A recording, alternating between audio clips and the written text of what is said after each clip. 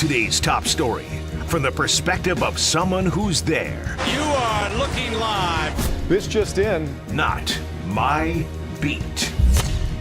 And for the first time, this will be the back half of a home and home. I was on your show earlier. Now you get to return the favor. And as we said on your show, Michael, since you converted from reporter, print journalist to radio host, the Commanders are undefeated. So what took you so long? And not only that, Josh Harris has received a game ball or given a game ball after every single game. So I'm beginning to think the two of us are intertwined in some way. I'm not entirely sure. We'll figure this out. It's either me or him. It's one of the two. I mean, you were around much longer. That guy just showed up, and he had to pay a lot of money to be here. Yours was based off skill and merit. And I don't have to pay to be here. This is a free appearance on Not My Beat. So, in fact, I just meant like laughing now. Here in general, the grander here, if you will, not here on the show. I don't know if we'd have to pay, we can't pay him to be on the show. That'd be anti-journalistic. We're not doing that. I mean, the larger people get it. Okay. Michael Phillips. Yeah, Michael Phillips is with us here on the Hoffman Show. Okay, so I want to start at the end. As someone who did cover this team and was at so many of the games and has seen all kinds of silliness and heartbreak and chaos and creative ways to lose football games, when the Hail Mary gets completed, what's going through your head? That exactly. Like, oh my gosh, they've spent 9 months trying to convince us things are different, and they're not actually different. Oh my gosh, I can't believe this is happening. This is freaking unbelievable. They're definitely going to win now. Yeah, I'm not going to sugarcoat it. I'm not going to tell you I knew they'd play good defense on the 2-point conversion. I thought this is the most Commanders, Dan Snyder, cursed franchise outcome available. They outplay a good Broncos roster for the better part of 60 minutes and then lose on this stupid play.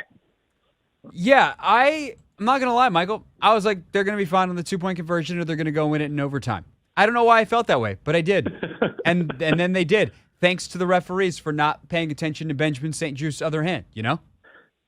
I'll say this, though. He played it perfectly. That's exactly what you want, because what's the worst-case scenario there? They throw the flag, you do it again. And you know what you're going to do on the next one? You're going to mug the guy again. You're going to do it until they prove they can get a clean look at it. He played it correctly. And, look, you mentioned I've covered the team for a while. I've covered the team long enough to know these things even out. They've gone the other way as well. That is 100% true. And I think at this point, all the fans driving around the Beltway listening are going, all right, give us another 24 years of calls and it'll even out just fine. Michael Phillips is with us. MP on the mic is every single weekday now, 10 to noon on 910 The Fan in Richmond, which you can, of course, listen to on the free Odyssey app. You say they play, like last week when you were on, you did not mince words. You were not very impressed. They beat Arizona, and you did not think Arizona was very good. You just said they beat a good Broncos team. So how does your kind of temperature of the team feel at this week compared to where it was a week ago? You know, I love what Sam Howell and Eric Bieniemy brought to the table yesterday. I won't mince words. Sam Howell played really well. Like, he could be a starter in this league good. There were mistakes. There were things to clean up. We all saw it. Eric Bieniemy played. He could be a play caller full-time in this league good. He called a great game. He was in the right spots. There were things he has to clean up, and certainly, you know, we always dive into that. We do the whole game. But on the whole, Sam Howell and Eric Bieniemy, two guys who are new to their positions this year, full-time play caller, full-time starting quarterback, both played as if they belonged in this league. And I think if you pulled the league this morning and you showed them the 3 games of Sam Howell tape, a lot of teams in this league would say, dang, we should have drafted that kid. What do you think the league missed, that you're at a point where you're like, yes, this kid's probably going to be pretty good? Well, I think one evens out the other, right? Because with Sam Howell, the decision-making still isn't fully there, right? And that's the worry. That's why I'm not going to go crazy and tell you they're going to beat the Bills. I don't think they're going to beat the Bills on Sunday. I'm not, go into that effusive level of these guys against the world, they can take on anybody. The decision-making still not fully 100% there. And look, that's a scary thing for a quarterback, right? You want a quarterback that will be decisive, will hit the reads right away, knows what to do, because the mistakes can be very costly. And that's part of what I loved about Sam Howell's game yesterday, 0 interceptions, right? So he probably cost them 3 points by taking the 11-yard sack on a third down that turns into a 59-yard field goal. That's not good. That's 3 off the board. But that was really about it in my wow, that was a glaring negative column. We got to go to the nitpick level next. That's really the only one where I say dang, that kid wants that one back because it directly cost this team points on the scoreboard. If he can keep reducing that, obviously he's in a very good position to succeed as a pro. The other thing people missed is he had that bad year in North Carolina, his second year, after he was projected to go so high. He didn't have a good roster around him, and they have largely fixed that here. He has a good roster around him. The skill position players did their jobs and did them at a very high level yesterday. I promise you, we didn't have anybody in North Carolina who could have made that catch that Terry McLaurin made. No, certainly not against NFL defenders. He did get De'Ami Brown a couple of catches yesterday, though, and he was together at North Carolina, so that's nice. But they have done a really good job of obviously building the skill positions around him. And, oh, by the way, his OC is pretty good. You phrased the question to me. I'm going to paraphrase because I don't remember the exact wording, but it was basically this morning you're like, it seems like Eric Bieniemy was the guy that was perfect to be here. Why do you feel that way? I'm guessing you do, since you asked me the question of whether I agreed with it. Look, this is a team, and I've said this a million times. I'll say this again. This is a team that was one game out of the playoffs each of the last 2 years, one game away from making the postseason. And as you know, seasons are judged differently, whether you make the playoffs or not, even if it's a cheapie. If you make the playoffs, your season is judged, and certainly for a franchise of this caliber that's been wandering through the wilderness for so long, your season is generally dubbed a success. They were one game away from their season being a success each of the last 2 years. So you don't do a lot this offseason. You just kind of nip and tuck at the edges. You make one really big change in my mind. You change offensive coordinators. You go from Scott Turner to Eric Bieniemy. And I think Ron Rivera was counting on that to be at least a one-game lift. And I'll tell you what, yesterday was that game. Scott Turner doesn't win that game yesterday. I say that with a decent amount of confidence, just watching what we watched for the last few years, watching the way he handled being down 21-3, handled the weapons, handled the players. He doesn't win that game yesterday. Eric Bieniemy did win that game yesterday. Look, it's a moving parts league. You can say, hey, Sam Howell's different than Taylor Heineke. Yes, I don't know that Taylor Heineke and Eric Bieniemy together win that game yesterday. That might not have happened either. So it's a package deal. It's hard to separate the two. But you bring the guy in to lift you to be one game better. And he did that yesterday in game 2 of the season. You saw what he's here for. Yes, that is absolutely correct. Michael Phillips is with us here on the Hoffman Show. Of course, MP on the mic, 10 to noon weekdays on 910 The Fan in Richmond. So the other thing with Bieniemy that we talked about all summer long that I think I didn't really fully understand at the time how important it would be is the conditioning element of him coming in and changing the way they practice and all that kind of stuff. And I want to kind of go back to your days covering whether it was Turner or Gruden or Shanahan or anybody else that you covered over your time on the beat. And did you ever, I guess the question really is, Michael, did you ever cover a team and be like, this team is out of shape? Or do you look back now and see what they're doing Bieniemy week in, week out, and how sharp and crisp they are late in games and go, wow, I never realized that was such a big factor? And do you agree that it's a big factor? I definitely agree it's a big factor. He definitely brought it from Andy Reid from the Chiefs, and Andy Reid notoriously runs a very hard training camp to get his players ready for the season. I definitely saw many teams where I thought this is a terrible way to get ready for the season, and we saw a lot of lost openers along the way as well. I mean, the most famous, we'll keep bringing it up till the day we die probably, was the joint practices with the New England Patriots when Jay Gruden was coach, and just the crispness they ran at, the efficiency they ran at. And it was just so clear, these guys aren't in that league. These guys play NFL football, and there's talented guys here, but they don't operate at that level. There's it's not happening for them. The definitive story from those practices was after the practice was over, the Patriots players by themselves took it upon themselves to like do 2 laps around the field. It wasn't coach led. Like the players all just ran 2 laps around the field before coming into the locker rooms. And as the Redskins players are watching that, RG3 like grabs a few guys. He's like, let's do that too. And like, yeah, we do that too. But it was very clear they had never done that before. They were just like, oh, they're running laps. We'll run laps too. They were imitating. And it does feel more like, hey, this is the real deal. This is a guy who has seen these programs, executed these programs. And look, I mean, ask Minnesota how they feel about a light off season right now. I mean, it's, these games start mattering really quickly. I still think Minnesota will make the playoffs, but they're 0-2 right now. If they had a light off season, it puts you in a tight spot a lot sooner than you think it will. Michael Phillips with us here on the Hoffman Show. All right, to the defensive side of the ball. Like, what happened the first quarter and a half, and then we can get to the good stuff?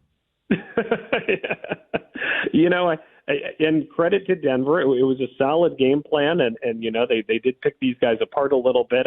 I'm struggling to put my head on around this too, like how a team could be that efficient and that physical, and then regress from that quickly because they did. And I think they had a good scheme. I think they ran good plays, but you would agree with me. I think in the first quarter and a half, they were the more physical team too. Yeah, they were just wrecking the Commanders' D-line. I mean, the lack of resistance on especially that first drive. I mean, the second drive was like a passer or a roughing the passer and then a touchdown. So there wasn't really a whole lot there. But that first drive, they just ran it right down their throats. It was crazy. Like, what is this like? If this is how it is with Chase, like we're gonna have to get out of here. And I don't think this is Chase's fault, at least all of it. No, I can't make sense of it because it doesn't compute.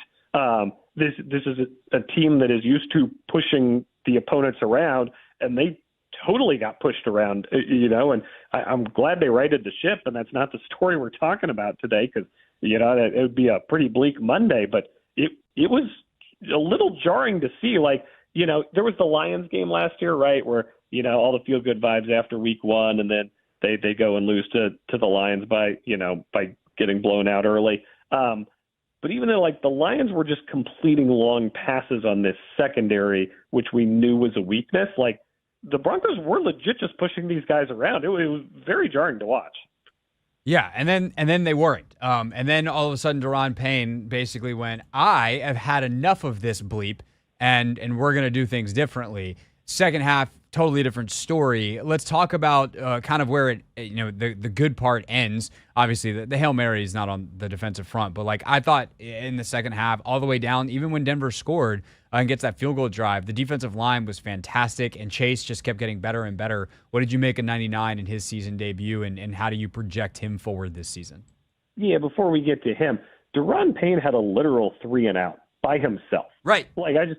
Sometimes You analyze this at a really high level, and I love your stuff, Logan, where you guys break it down. Here's my role. I'm just here to tell you, Daron Payne had a 3-and-out by himself. One human being forced an entire NFL offense to give up the ball in 3 plays. I mean, that's like in baseball, striking out the side, right? It just doesn't happen that often. Right.